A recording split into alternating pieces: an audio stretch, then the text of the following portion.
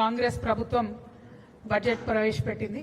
మరి నిన్న ఉగాది నాడే తెలంగాణ జాగృతి ఒక కొత్త ఆనవాయితీకి రాష్ట్రంలో తెరదీస్తూ ప్రజల బడ్జెట్ ఎట్లా ఉండాలి, ప్రజలు ఏం కోరుకుంటున్నారు అనే విషయాన్ని ప్రభుత్వానికి మేము తెలియజేసేటటువంటి ప్రయత్నం చేసినాం. ఎట్లయితే జాగృతి ఎస్టిమేట్ చేసిందో మా దగ్గర ఉండేటటువంటి నిపుణుల బృందంతో దాదాపుగా మేము 3.23 crores పెడతారంటే వీళ్ళు 3.24 lakh crores పెట్టినారు. అంటే జాగృతి దగ్గర ఉండేటటువంటి నిపుణులు చాలా చక్కగా రాష్ట్రం యొక్క పరిస్థితిని అంచనా వేయగలుగుతున్నారు అనేటటువంటి విషయాన్ని కూడా ఈ సందర్భంగా ప్రజలందరూ కూడా తెలియజేస్తూ, మరి ఏదైనా సరే ప్రజల నుంచి వచ్చే డిమాండ్ని యథాతథంగా ప్రభుత్వాలు పాటించినట్టయితేనే ప్రజల యొక్క మన్ననను కూడా ప్రభుత్వాలు పొందుతాయనే విషయాన్ని కూడా ఈ సందర్భంగా తెలియజేస్తూ, మరి ఇవాళ వచ్చినటువంటి బడ్జెట్ మాత్రం ఏమాత్రం కూడా ప్రజా ఆమోదం పొందేటట్టుగా లేదు. 3,24,234 కోట్లతోని బడ్జెట్ పెడితే ఈ రాష్ట్రంలో 56% మంది బీసీలు ఉంటే ఈ ప్రభుత్వం బీసీలకు ఇచ్చినటువంటి నిధులు 4% మాత్రమే. 56% బీసీలు ఉంటే 4% నిధులు కూడా కేటాయించలేదు. మేనిఫెస్టోలో ఎన్నికలలో వీళ్ళు ఫేకింది రాహుల్ గాంధీ గారు, సోనియా గాంధీ గారు, మొత్తం కాంగ్రెస్ ప్రభుత్వం ఫేకింది ఏంది కాంగ్రెస్ పార్టీ అంతా అన్నాడు. 20,000 కోట్లు పెడతాం ప్రతినిత్యం అని చెప్పిండ్రు.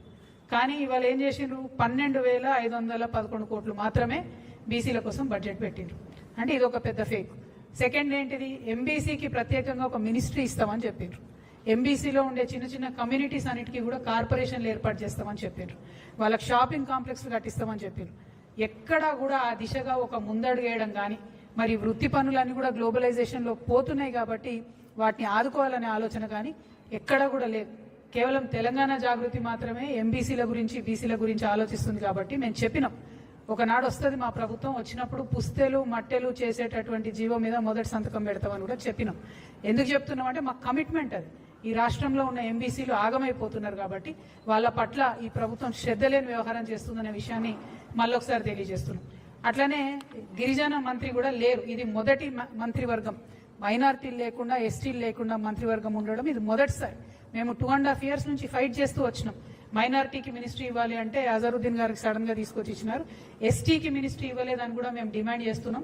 ఖచ్చితంగా ఎస్టీకి మినిస్ట్రీ ఉండాలి. లంబాడాలు లేనటువంటి మినిస్ట్రీ ఇంతవరకు లేదు.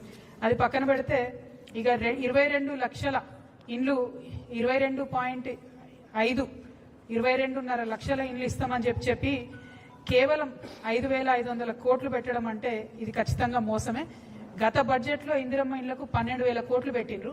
ఇప్పుడు అమాంతం 7,000 కోట్లు తగ్గించి 5,500 కోట్లు పెట్టిండ్రంటే పేద ప్రజలకు ఇండ్లు ఇచ్చేటటువంటి ఆలోచన కాంగ్రెస్ ప్రభుత్వానికి లేదనే విషయం స్పష్టమవుతున్నది.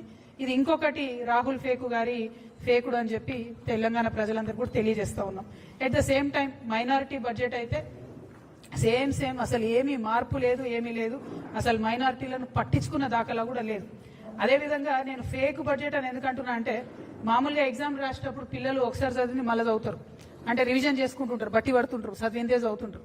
వీళ్ళు కూడా ఏం చేశారంటే పోయిన సంవత్సరం బడ్జెటే మళ్ళీ ఈ సంవత్సరం కూడా పెట్టారు. ఎందుకు మార్చాలి, టైం వేస్ట్, పేపర్ వేస్ట్ అనుకున్నట్టున్నారు. ఒక 4-5 ప్రధానమైన అంశాలు. చేయూత పెన్షన్లు పోయినసారి ఎంత ఇచ్చారు, ఇప్పుడు అంతనే.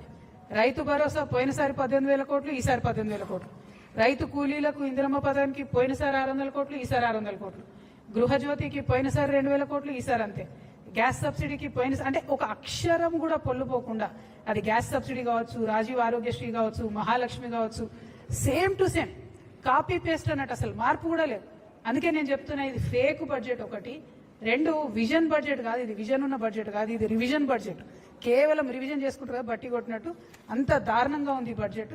అదేవిధంగా మరి ముఖ్యమంత్రి గారు మొన్న 2.5 గంటలు మాట్లాడిండ్రు అసెంబ్లీలో. మాట్లాడుకుంటే ఏం చెప్పిండ్రు, పోయిన ప్రభుత్వం చేసినటువంటి అప్పులన్నింటినీ మేము చాలా కష్టపడి తగ్గించినాము, రేట్లు తగ్గించినాము. కేంద్ర ప్రభుత్వం మాకు 20,000 కోట్లను డెట్ రీస్ట్రక్చర్ చేసుకోవడానికి అవకాశం ఇచ్చిందని చెప్పి 2.5 hours ఆయన ఏకపాత్రాభినయం చేసి చెప్పారు. మరి చెప్తే ఇక్కడ ఒక సూటి ప్రశ్న కాంగ్రెస్ ప్రభుత్వానికి. పోయినసారి బడ్జెట్లో వాళ్ళు ఏం ఎస్టిమేషన్ వేసారంటే కేంద్ర ప్రభుత్వం నుంచి వచ్చేటటువంటి గ్రాంట్స్ 22,782 కోట్లు ఉంటాయని చెప్పారు. కానీ వాస్తవానికి రియలైజ్ అయింది ఎంత, అందులో సగం 11,161 కోట్లు మాత్రమే రియలైజ్ అయినాయి. అంటే 100 సార్లు ఢిల్లీకి పోయి వచ్చి 20,000 కోట్లు డెట్ రీస్ట్రక్చర్ చేసుకొని ఏదేదో సాధించమని చెప్పి చెప్తున్నటువంటి మీరు, ప్రధానమంత్రి మోడీ గారిని బడేబాయ్ అని చెప్పి సంబోధించేటటువంటి మీరు మన రాష్ట్రానికి హక్కుభుక్తంగా రావాల్సినటువంటి 22,000 కోట్ల రూపాయలను ఎందుకు రాబట్టుకోలేకపోయినరు? Only 50% you are able to get. దీనికి మీరు ఇన్నిసార్లు ఢిల్లీకి వెళ్ళడం ఎందుకు? అది కాకుండా ఇంకొక మోసం మీరు చేస్తున్నది, ఇంకొక ఫేక్ ఏంటంటే ఈ సంవత్సరం మళ్ళీ 24,000 కోట్ల రూపాయలు వస్తాయని చెప్పి బడ్జెట్లో పెట్టారు. అంటే పోయిన సంవత్సరం 22,000 కోట్లు వస్తాయంటే అలా సగం కూడా రాలేదు. మళ్ళీ ఈసారి కూడా అంతే ఎక్కువ ఎస్టిమేట్ చేసి పెడుతున్నారు. అంటే ఇది కేవలం ప్రజల్ని మోసం చేయడమే. ఇంకొక మాట మేము అడుగుతా ఉన్నాం, మీరు ఇన్నిసార్లు ఢిల్లీకి పోయి వచ్చి ఇన్నిసార్లు ప్రధానమంత్రి గారితో మాట్లాడి ఎందుకు ఒక్కనాడు కూడా బీసీల గురించి మాట్లాడతలేరు? ఎందుకు ఒక్కనాడు కూడా పెండింగ్ ఉన్న బీసీ బిల్ గురించి మాట్లాడతలేరు? అఖిల పక్షాన్ని తీసుకెళ్తామన్న హామీ ఏమైంది? అంటే దేనికోసం పోతున్నారు మీరు అనేటటువంటి ప్రశ్న మాత్రం ఇలా తెలంగాణ ప్రజల్లో వస్తుందని ఈ సందర్భంగా చెప్తా ఉన్నాం. అట్లనే ఓవరాల్ గా బడ్జెట్ మేనేజ్మెంట్ గురించి చూసినట్టయితే చాలా చాలా వైరుధ్యాలు ఉన్నాయి. ఒకటి, రెవెన్యూ సర్ప్లస్ ని చాలా ఎక్కువగా వేసి చూపించినారు. 6,857 crores ఉందని చెప్పింది. లాస్ట్ టైం కూడా అట్లనే రెవెన్యూ సర్ప్లస్ మా దగ్గర 2,700 కోట్లు ఉందని చెప్తే చివరికి వచ్చి 591 కోట్లు మాత్రమే ఉంది. ఈసారేమో దానికి మూడింతలు పెంచి 6,800 కోట్లు ఉందని చెప్తా ఉన్నారు. ఈసారి కూడా లాస్ట్కి వచ్చేసరికి మళ్ళా ఏమీ ఉండదు. అంటే ఇది కంప్లీట్లీ ఫేక్, ఫ్యాబ్రికేటెడ్ బడ్జెట్ అన్నది మాత్రం చాలా చాలా క్లారిటీగా అర్థమవుతుంది.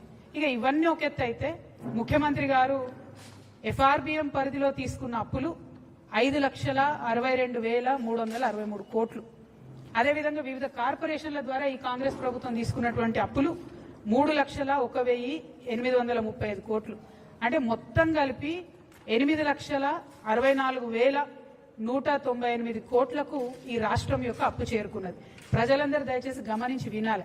8,64,198 కోట్లకు చేరుకున్నది. అంటే ఒక్కొక్క వ్యక్తి మీద ఈ రాష్ట్రంలో 2,16,000 రూపాయల అప్పు ఉన్నది. ఒక్క మనిషి మీద నెత్తికి 2,16,000 అప్పు ఉంది.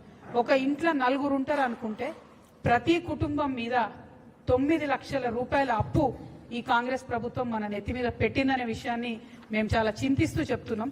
మరి అప్పు తీసుకొచ్చిండ్రు, కనీసం ఏమైనా ఉద్యోగులకు పెన్షన్లు ఇచ్చిండ్రా? పోనీ కనీసం తులం బంగారం ఇచ్చే పథకాలు ఏమైనా ₹1 ఇచ్చిండ్రా?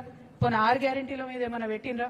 పోనీ స్కూటీలు, ముఖ్యమంత్రి గారు నిన్నగాక మొన్ననే చెప్పారు స్కూటీలు ఇస్తామని చెప్పి, కానీ బడ్జెట్లో మాత్రం కనీసం స్కూటీలు ఊసలేదు. అంటే ఈ ముఖ్యమంత్రి చెప్పేది ఉప ముఖ్యమంత్రి గారు బడ్జెట్లో పెడతలేరు అని అర్థం. మరి వాళ్ళిద్దరికి శృతి లేదు, మతి లేని వ్యవహారమా? లేదా రాష్ట్రాన్ని ఎట్లా పరిపాలించాలో అర్థం కాని వ్యవహారమా? లేదా రాహుల్ గాంధీ గారు ఆడ కాన్స్టిట్యూషన్ పట్టుకొని ఫేకినట్టు ఇక్కడ బట్టి గారు అసెంబ్లీలో బడ్జెట్లో ఫేకినరా అన్న విషయం మాత్రం తెలంగాణ ప్రజలు ఆలోచించేటటువంటి సందర్భం. మీ అందరికీ తెలిసిన విషయమే. మరి ఉద్యోగాలకు సంబంధించి మేము డిమాండ్ చేస్తూ వచ్చినాం. ఖచ్చితంగా